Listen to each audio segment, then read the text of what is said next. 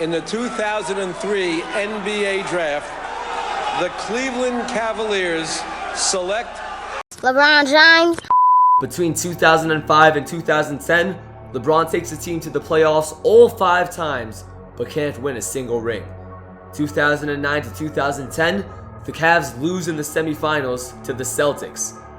2010, the decision. After not being able to win a single ring in Cleveland, LeBron had to make the biggest decision of his career, whether to stay loyal to Cleveland, his hometown, or to join Dwayne Wade and Chris Bosh in Miami to have a better chance at winning a ring there. Well, he chose Miami, making him one of the most hated athletes in history. He goes on to win 2 rings in South Beach, but he still has a legacy of losing 5 of those 7 NBA Finals.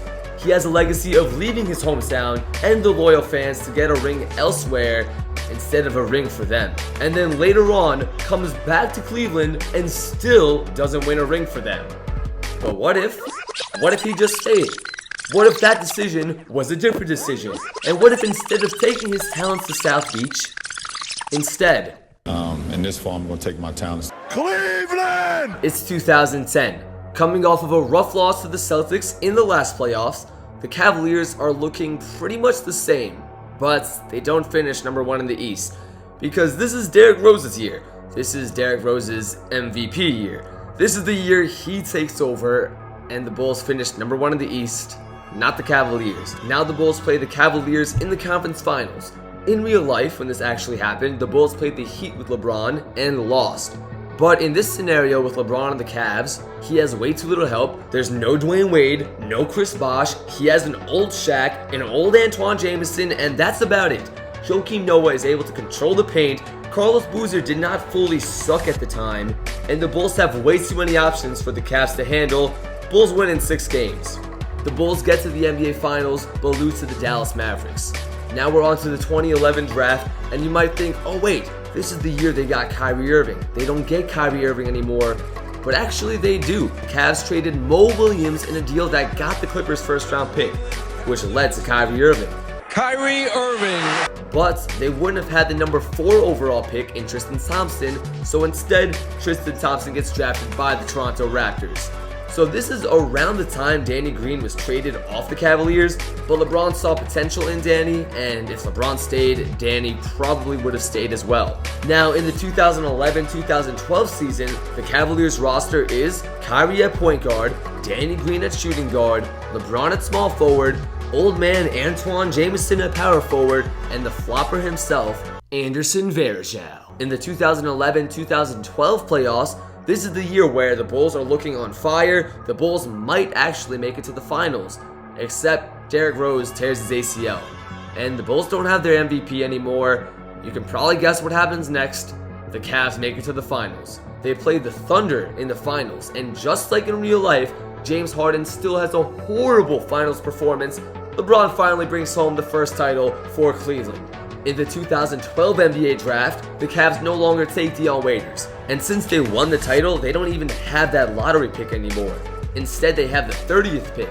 But wait, isn't this the year that Draymond Green was taken in the 2nd round? One of the biggest steals in NBA history? They have a chance to take Draymond Green? Can they actually pick him with the 30th pick and change the entire Cavaliers franchise? But actually not, because even though Draymond was available, when they took Dion Waiters, they wanted a shooting guard. Orlando Johnson was probably the best next shooting guard available, and they would have gotten Orlando Johnson. Oh, you don't know who Orlando Johnson is? Neither do most people, because he's trash and he didn't do anything. Now it's the 2012-2013 season, and the Eastern Conference is trash. Absolute trash, hot garbage. The Cavs easily make it to the finals again and face the San Antonio Spurs. If LeBron stayed, so would Danny Green. So instead of Danny Green doing amazing for the Spurs in the finals, he would have been doing amazing for the Cavaliers because they never got rid of him. Instead of another finals loss for LeBron, it's the first time in his career he wins back-to-back NBA titles. Because of Danny Green, I guess. On to the 2013 draft. Now this is where the Cavs had the first round pick in real life, but since they just won the title, they have the 30th pick. They no longer take one of the biggest busts in NBA history. Anthony Bennett. They saved them that entire trouble. and instead, with the 30th pick, they take Tony Mitchell. Nothing too great, but better than Anthony Bust Bennett. In the 2013-2014 season, the Eastern Conference finally brings in a little bit of competition. While Derrick Rose and the Bulls are still getting injured left and right, the Pacers actually take the number 1 seed. Paul George plays the best year of his career. Roy Hibbert, don't ask me how, somehow makes the All-Star team. George Hill and David West are playing pretty good, and the team brings in a lot of competition against the Cavs. But don't forget, LeBron is coming off of back-to-back title wins, so he has the confidence. The Cavs know how to win in the playoffs. So the Pacers actually lose to the Cavaliers in the conference finals in 6 games. Their lack of playoff experience pretty much gave LeBron the edge. But now in the finals, it's a rematch of last year, Cavs versus the Spurs. In real life, it was the Heat versus Spurs, and the Spurs won. That's because Wade was playing hurt, was playing trash. And Chris Bosh did almost nothing good that series. So the Cavs team would have had a much better shot with Kyrie and the rest of the squad. Danny Green coming off of an amazing NBA Finals the year before. The Spurs, although getting older, still had the big three putting in work. They would put up a fight, they would have a serious chance at winning. But in Game 7 at home, the Cavaliers win. LeBron gets a three-peat. So when it comes to comparing Michael Jordan or LeBron James as the best player in NBA history, who's the most clutch player, this three-peat would have pretty much changed everything in that manner. In the 2014-2015 season, this is the year LeBron actually returned to Cleveland in real life.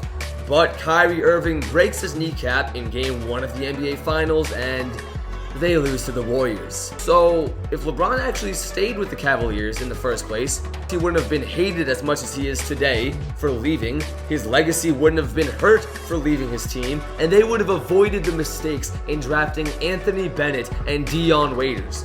The whole argument of LeBron being better than Jordan could have actually been stronger if LeBron just stayed in Cleveland.